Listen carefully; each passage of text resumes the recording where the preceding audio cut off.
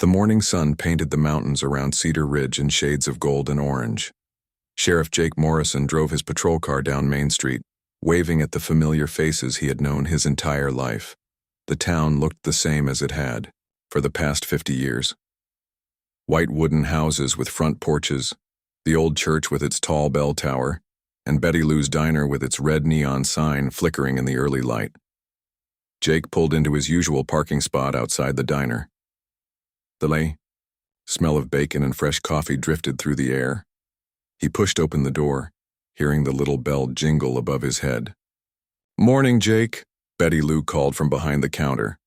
She was a woman in her 60s with gray hair pulled back in a tight bun and eyes that missed nothing. "Your usual table is ready."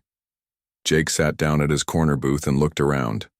Old Pete Sullivan sat at the counter, nursing his black coffee and muttering about something. Lucy Crawford graded papers at another table, her red pen moving quickly across student work. Bobby Ray Tucker had grease under his fingernails from working on cars at his garage. "Strange lights again last night," Betty Lou said as she poured Jake's coffee. "That's 3 nights in a row now." Jake nodded. He had gotten calls about the lights from worried townspeople. "Probably just military exercises from the base up north," he said. "Nothing to worry about." But Betty Lou frowned. "My late husband served at that base for 20 years. Never saw lights like these before." Lucy looked up from her papers. "I picked up some unusual readings on my radio equipment," she said. "Strong electromagnetic signals coming from somewhere above the town." Old Pete turned around on his stool. His weathered face showed years of mountain living and too much suspicion of the world. "Something ain't right about those lights," he said. "Been watching them from my cabin up on the ridge. They move too smooth, too quiet."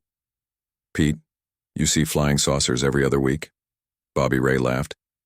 "Last month you swore the Hendersons were government spies." Pete's eyes narrowed. "Laugh all you want, boy. Spent 3 tours in Vietnam. I know when something don't belong." Jake finished his coffee and stood up. He had rounds to make, and the town needed its sheriff visible and calm. "I'll keep an eye out," he promised. "But let's not get folks worked up over some military training."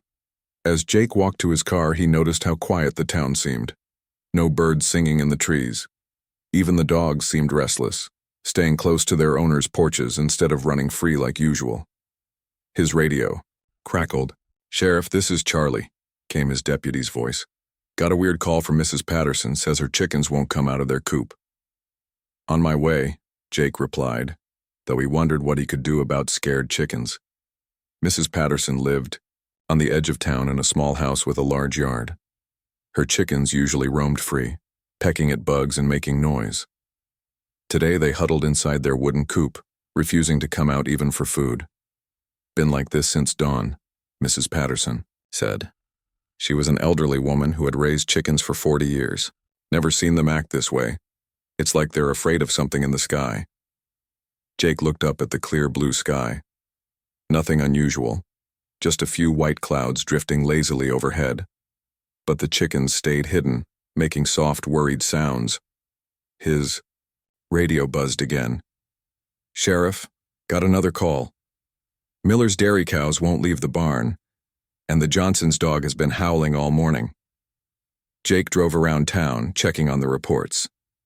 Every farm animal seemed spooked by something humans couldn't see or hear. The horses paced nervously in their fields. The cats hid under porches. Even the town's stray dogs gathered in tight groups looking up at the sky with worried eyes. That evening, Jake sat on his own front porch, watching the sun set behind the mountains. His house sat on a small hill overlooking the town. Cedar Ridge looked peaceful in the twilight. Porch lights came on one by one. Families gathered for dinner. Children played in their yards before bedtime. His neighbor, Tom Miller, walked over with 2 bottles of beer. Tom ran the hardware store and knew everyone in town. "Heard you had a busy day with spooked animals," he said, handing Jake a beer. "Strangest thing," Jake replied. "Animals don't usually act like this without good reason." "My grandfather used to say animals can sense things coming before people can," Tom said. "Earthquakes, storms, danger." They sat in comfortable silence. drinking their beer and watching the town settle into night. Then, just after 9 o'clock, the lights appeared. They started as small dots of white light, high above the mountains. 3 of them, moving in a perfect triangle formation. They didn't blink like airplane lights. They didn't make any sound. They just glided smoothly across the sky, circling the town once before disappearing behind the eastern mountains. "Well, I'll be damned," Tom whispered. Jake's radio crackled with calls from worried residents who had seen the lights. He spent the next hour driving around town, reassuring people and promising to contact the military base in the morning. But up on the mountain ridge, old Pete watched through his binoculars with growing alarm. The lights hadn't disappeared behind the mountains. They had landed, and in the moonlight he could see shapes moving around them. Shapes that didn't look human. Pete grabbed his old rifle and checked that it was loaded. His hands shook slightly. Not from age, but from the memory of other nights long ago when the enemy had come without warning. He had survived 3 wars by trusting his instincts, and right now those instincts screamed danger. Something was coming for Cedar Ridge. Something that meant no good for the people Pete had known his whole life. He might be just a crazy old mountain man to most folks, but he would be ready when trouble arrived. In town below, people went to bed thinking about the mysterious lights. Parents tucked their children into bed with promises that everything was fine. The night shift at the volunteer fire station played cards and joked about UFOs. The town settled into sleep, unaware that tomorrow would change everything they thought they knew about their quiet little corner of the world.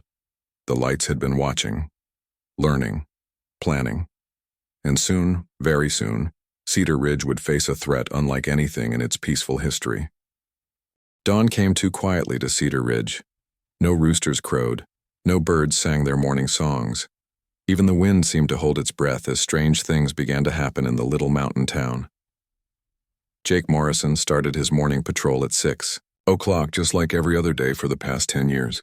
He drove down Elm Street, past the White Houses with their neat front yards and American flags hanging limp in the still air. Everything looked normal, but something felt wrong. His radio buzzed. "Sheriff, this is Charlie." His deputy's voice sounded confused and uncertain.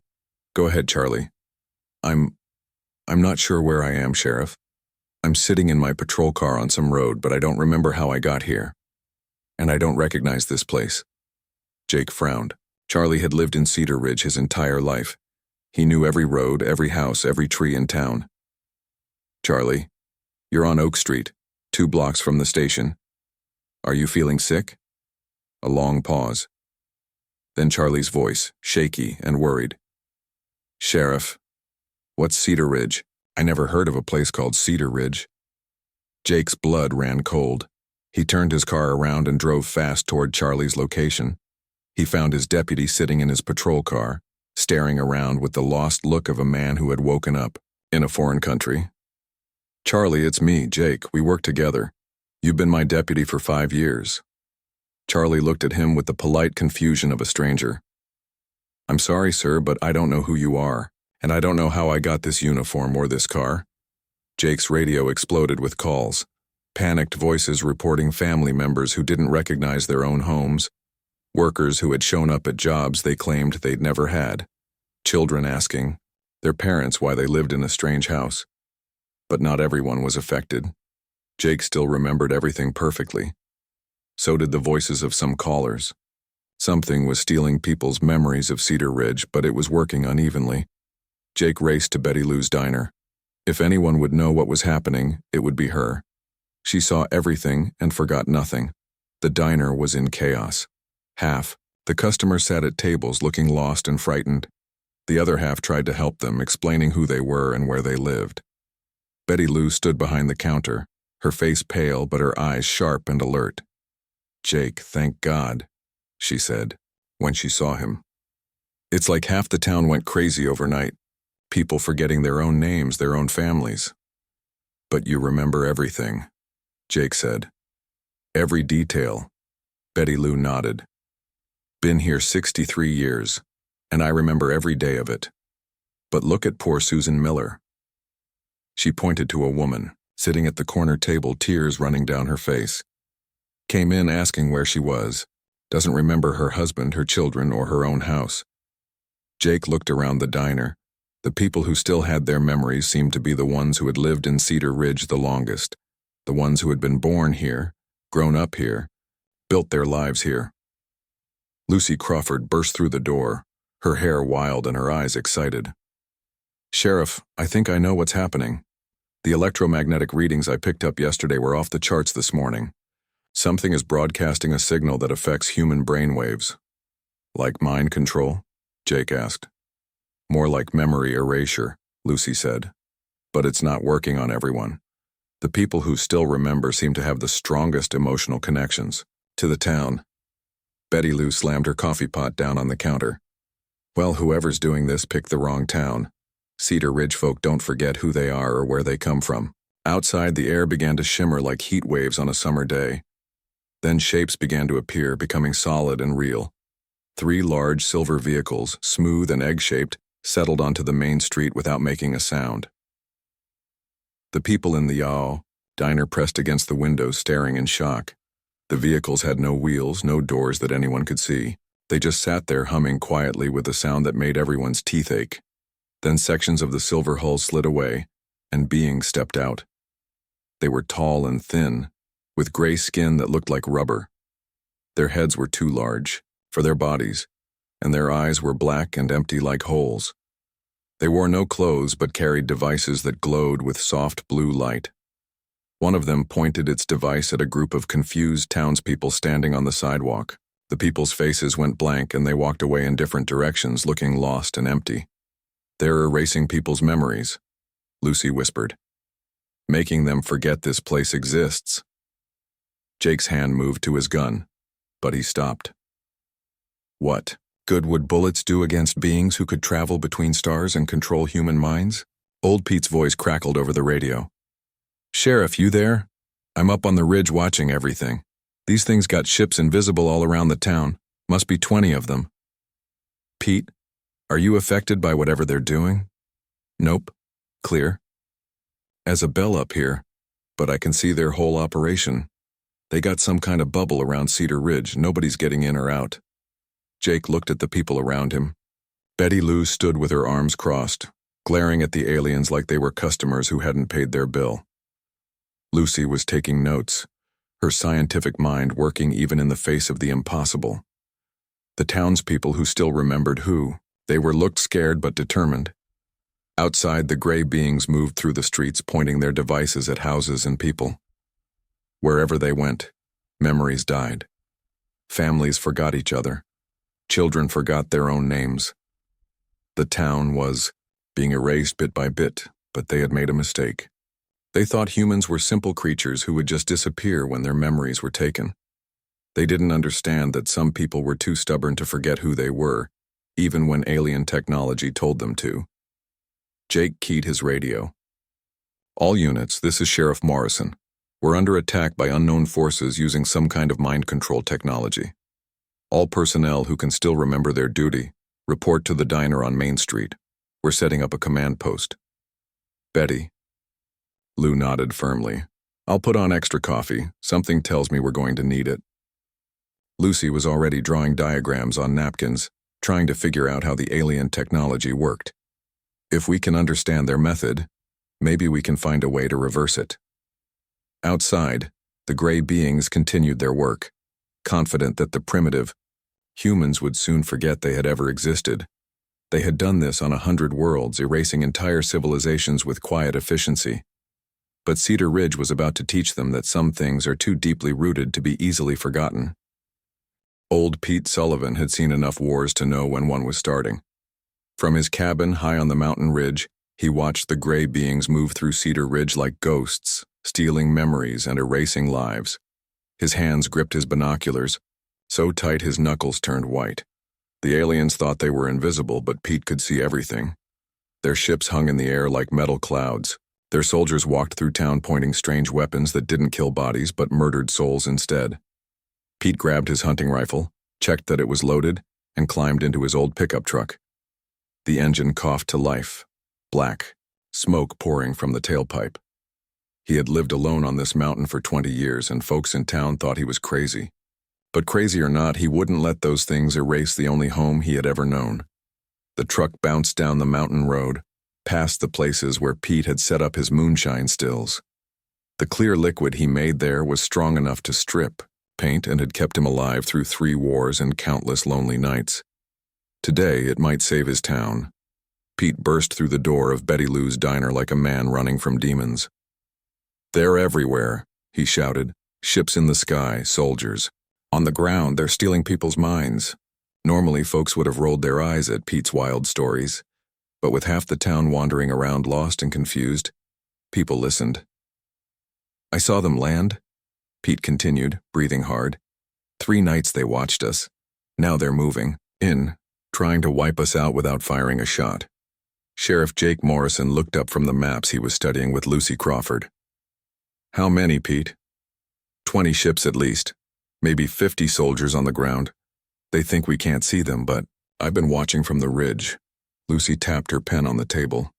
"The electromagnetic field is strongest in the center of town. It gets weaker near the edges. That's why Pete wasn't affected up on the mountain." Betty Lou wiped her hands on her apron and looked around the diner. About 30 people had gathered there, all of them still remembering who they were and where they lived. The rest of the town walked around like sleepwalkers lost in their own community. "So what do we do?" asked Bobby Ray Tucker, who had closed his garage to come help. "Can't fight mind rays with wrenches and screwdrivers." "Maybe we can," Lucy said. "I've been studying the patterns. The memory erasure works by targeting specific brain functions, but people with strong emotional connections to this place seem more resistant." "Course we're resistant," Betty Lou snorted. "Been here all my life. Buried 3 generations of my family in the cemetery up the hill.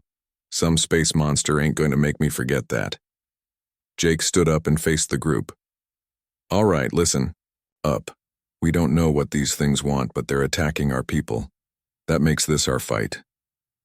"How do we fight something we can't even touch?" asked Tom Miller. Old Pete grinned, showing teeth yellowed by tobacco and mountain water. "Oh, we can touch them all right. Seen their soldiers up close through my scope. They bleed red just like us." "You shot one?" Jake asked. "Not yet. But I will. If they come near my still." Lucy looked excited. "If they have physical bodies, they can be hurt. The memory weapon might just be a tool, not part of them." Jake nodded. "Then we treat this like any other invasion. Bobby Ray, what can you do about transportation? If their field affects our minds, we need ways to move around town safely." "Got 3 farm tractors at the shop," Bobby Ray said. "Steel cabs might block some of their signals, and I can armor them up with sheet metal." "Good. Pete, you know every trail in these mountains. Can you get people out if we need to evacuate?" "Know every rock and tree for 50 miles, Pete replied. "But I ain't running from my home. These mountains are where I belong, and I'll die before I let someone take them from me." Betty Lou started pulling food from her kitchen. "Y'all are going to need supplies. Fighting makes a man hungry, and thinking makes him thirsty." "Actually," Pete said slowly, "my moonshine might be useful for more than drinking." Lucy raised an eyebrow. "What do you mean?" "That stuff burns hot and clean. Mix it right and you got yourself some powerful explosives. Learned that trick in Vietnam." Jake felt a spark of hope for the first time since morning. "You're talking about making weapons." "I'm talking about defending our home," Pete corrected. "These things came here uninvited.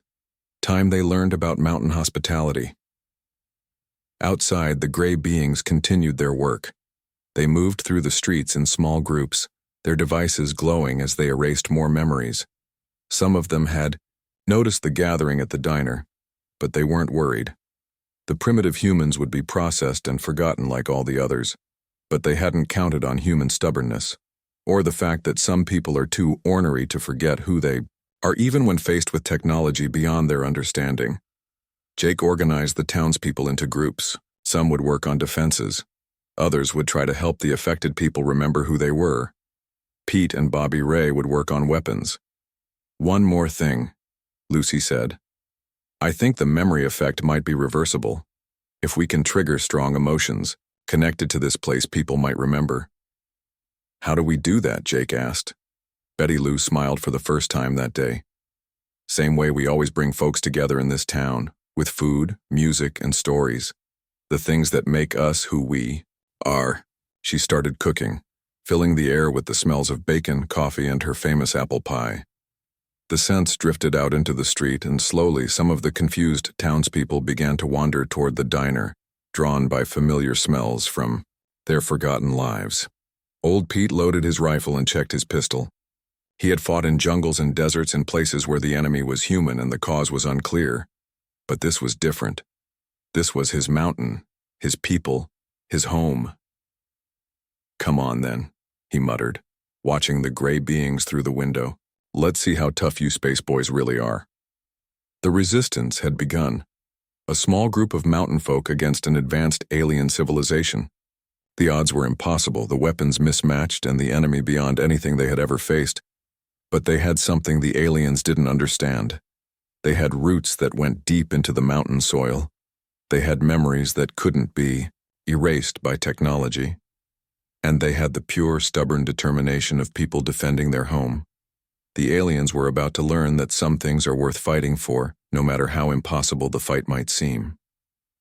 The first real fight started at noon, when 3 gray beings walked into Pete's Moonshine territory up on the ridge. They moved with the confidence of creatures who had conquered 100 worlds without resistance. They expected the primitive, humans to fade away like morning mist. Pete had been waiting for them behind a fallen log, his hunting rifle steady in his hands. When they got within 50 yards, he squeezed the trigger. The bullet took the lead alien center mass, spinning it around and dropping it to the ground. Green blood splattered the mountain rocks. The other 2 beings raised their glowing weapons, but Pete was already moving to his next position. "Welcome to Cedar Ridge," he muttered, working the bolt action. "Population 847, and every one of us meaner than a rattlesnake." Down in town, Jake Morrison heard the rifle shot echo off the mountains. He keyed his radio. "Pete, report." "1 down, 2 running," came Pete's voice, calm as if he was reporting the weather. "Turns out they ain't bulletproof after all." The aliens' response was swift and angry. More ships became visible as their camouflage failed, and soldiers poured out onto the streets.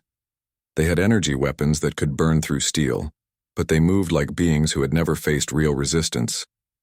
Bobby Ray had worked all morning turning farm equipment into war machines. He drove the first armored tractor down Main Street, its steel cab welded with extra plates and gun ports cut into the sides. Jake sat in the passenger seat, his shotgun ready. "There." Jake pointed to a group of aliens herding confused townspeople toward their ship. "Hit them hard." Bobby Ray gunned the engine and the tractor roared forward. The aliens turned their weapons on the machine, but their energy blasts bounced off the thick steel armor. Jake opened fire through the gun port, his shotgun booming like thunder. Buckshot scattered the aliens, their thin bodies no match for lead pellets moving at high velocity. Green blood painted the street as they fell, their fancy weapons useless against good old American firepower. In the diner, Betty Lou had turned her kitchen into a weapons factory. The church ladies who normally made casseroles for sick neighbors were now filling mason jars with Pete's moonshine and gasoline, creating bombs powerful enough to stop alien war machines. "Mrs. Henderson, a little more of Pete's special recipe. In that one," Betty Lou instructed. "These things need to burn hot if we're going to get their attention." Lucy Crawford had rigged a radio system that let them coordinate attacks across town. Her high school electronics class was paying off as she jury-rigged communication equipment from spare parts. "Group 2, aliens moving down Oak Street," she reported. "Group 4, hit them from the hardware store." Tom Miller and his neighbors opened fire from the roof of his store, their hunting rifles cracking like a string of firecrackers. The aliens had shields that could stop energy weapons, but they weren't designed for the random chaos of buckshot and deer slugs. But the strangest thing was happening to the townspeople who had lost their memories. As the sounds of battle filled the air, some of them began to remember who they were. Charlie, Jake's deputy, had been wandering the streets in confusion all morning. But when he heard the gunfire and smelled the smoke, something clicked in his mind. He saw his patrol car parked by the diner and suddenly remembered 20 years of police work in Cedar Ridge. "This is my town," he said aloud, his voice growing stronger. "And nobody messes with my town." He grabbed his service weapon and joined the fight, his memory returning with each shot he fired. The same thing happened all over Cedar Ridge. The key. Sound of Betty Lou's dinner bell brought back childhood memories. The smell of burning moonshine reminded old-timers of their first taste of mountain liquor. The sight of their neighbors fighting sparked the deep loyalty that mountain folk felt for their own. Pete had set up a proper ambush in the hills, using every trick he had learned in 3 wars. Mason jar bombs hidden along the trails, tripwires, connected to shotgun shells and sniping positions that let him hit the aliens while staying invisible. "Come on up the mountain," he called to the aliens pursuing him. "Let me show you some real mountain hospitality." The first alien to trip his wire got a face full of buckshot. The second stepped on a buried moonshine bomb and disappeared in a ball of fire. The third made it close enough to see Pete's grinning face before the old rifle spoke again. Down in town, the aliens were learning that humans don't fight like other species. They don't surrender when outgunned. They don't run when scared. They get mad, and they get creative. Bobby Ray had rigged his garage with more traps than a haunted house. Aliens who came looking for the source of the armored tractors found themselves facing everything from swinging sledgehammers to electrified door handles. Betty Lou had turned the diner into a fortress, with firing positions cut through the walls, and enough food stockpiled to feed an army. Her apple pies sat cooling on the windowsills, their sweet smell drawing confused townspeople back to their senses. "Come and get it," she called to a group of aliens approaching her door. Then she pulled the string connected to 3 mason jar bombs hidden under the porch. The explosion sent green alien parts flying across Main Street. Betty Lou calmly went back to her cooking. Lucy had figured out how the alien memory weapons worked, and she was broadcasting a counter-signal from the high school radio tower. It wasn't strong enough to block their technology completely, but it was bringing people's memories back faster. "The key is emotional connection," she explained over the radio. "The stronger your feelings about this place, the faster you remember." As the day wore on, more and more townspeople snapped out of their confusion. They saw their neighbors fighting impossible odds and remembered why Cedar Ridge was worth defending. They picked up hunting rifles, shotguns, pistols, and anything else that could hurt the invaders. The aliens found themselves fighting an entire community that knew every hiding place, every shortcut, and every dirty trick that mountain folk had, learned over generations of hard living. Their advanced technology meant nothing when faced with an enemy that refused to quit. Their superior numbers didn't help when every house was a sniper's nest and every barn held an ambush. By evening, the alien commander was receiving reports that made no sense. How could primitive humans with basic weapons be defeating soldiers, equipped with energy shields and advanced weaponry? The answer was simple, though the aliens couldn't understand it. They were fighting people who were defending their home, their families, and their way of life. And mountain folk don't know how to quit. Pete sat on his porch as the sun set, cleaning his rifle and counting the green bloodstains on his property. 27 so far, he said to himself. Not bad for an old man. His radio crackled. "Pete, this is Jake. How many more you think they got?" "Don't matter," Pete replied, taking a swig from his mason jar. "I got all night and plenty more ammunition. Let them come." The aliens were learning that some places are too stubborn to be conquered, no matter how advanced your technology might be. The alien commander stood in his ship above Cedar Ridge, staring at reports that made no sense. In 12 hours, the humans had destroyed 6 attack vessels, killed over 40 soldiers, and somehow reversed the memory erasure on most of the population. "Commander," his communications officer reported, "the humans have captured one of our communication devices. They are monitoring our transmissions." Impossible. Their technology is centuries behind ours. Nevertheless, they seem to understand our tactical communications. They anticipate our movements and coordinate their attacks with disturbing efficiency. The commander looked down at the small town that had become his nightmare. According to the intelligence reports, Cedar Ridge was supposed to be a simple test site, a few hundred primitive humans living in basic dwellings, easily erased and forgotten. Instead, it had become what his people classified as a Category 5 resistance zone. The humans were not just fighting back, they were winning. In the high school, Lucy Crawford worked frantically over the alien device they had captured, when Bobby Ray's armored tractor overran a patrol. Her fingers flew over jury-rigged equipment as she decoded their communications. "Jake, I'm picking up their command frequency," she reported over the radio. "They're calling for reinforcements. Something about upgrading our threat level." Jake's voice crackled back from his position near the church. "What's our threat level?" "They've classified Cedar Ridge as dangerous to Imperial forces. They're requesting permission to glass the entire area from orbit." "Glass it?" "Burn it down from space, but their command is refusing. Apparently they want to know how we're doing this. They're studying us." In the mountains, Pete had turned his Moonshine operation into a full weapons factory. The clear liquid that had warmed him through cold mountain winters now filled bombs that could stop alien war machines. "Betty Lou, you need more supplies?" he called over the radio. "Running low on mason jars," came her reply from the diner. But Mrs. Patterson found 2 cases in her basement. "We're good for another day of throwing parties for our uninvited guests." The parties had been going on all day. Every time a group of aliens tried to advance, they found themselves facing everything from hidden explosive devices to coordinated sniper fire. The humans had turned their entire town into a maze of death traps and ambush points. But the real breakthrough came when Lucy cracked their command codes. "I can hear everything they're saying," she announced excitedly. "And Jake, you need to hear this. They're reporting to something called the Imperial Command that Earth should be classified as a Category 10 threat level." "What does that mean?" "It means do not engage under any circumstances. They're recommending that the entire human species be added to their Empire's avoided species list." Jake felt a grin spreading across his face. "You mean we're scaring an entire galactic empire?" "That's exactly what I mean." The alien commander received his new orders with growing horror. The Imperial fleet was withdrawing from the system. Earth was being declared off-limits to all Imperial forces. The humans were too dangerous to be conquered. But his problems weren't over. The small town below had somehow managed to hack into his computers and was broadcasting messages throughout his fleet.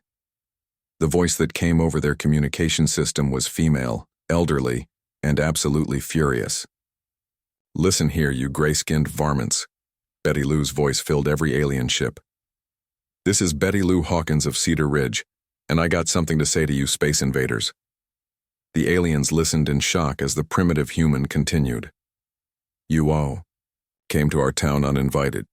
You tried to hurt our people and steal our memories. You made the biggest mistake of your miserable alien lives." In his ship, the commander tried to cut the transmission, but his technicians reported that the humans had somehow locked onto their systems. "See, you picked the wrong town to mess with," Betty Lou continued. "We're mountain folk. We don't forget, we don't forgive, and we sure don't run away from a fight. You want a war? You got one." The broadcast ended with the sound of gunfire and explosions from the town below. Within an hour, every alien ship was lifting off, retreating to orbit, and preparing to jump to hyperspace. The Imperial fleet had arrived expecting an easy victory, and found instead a nightmare of stubborn humans who refused to be conquered. As the last alien ship disappeared into the sky, the people of Cedar Ridge gathered in the town square. They were dirty, tired, and some were wounded, but they were all very much alive and very proud of their home. Jake looked around at his neighbors. Pete stood with his rifle over his shoulder, grinning like he'd just won the lottery. Betty Lou wiped, her hands on her apron, already planning the victory dinner. Lucy was still monitoring alien communications, making sure they were really gone.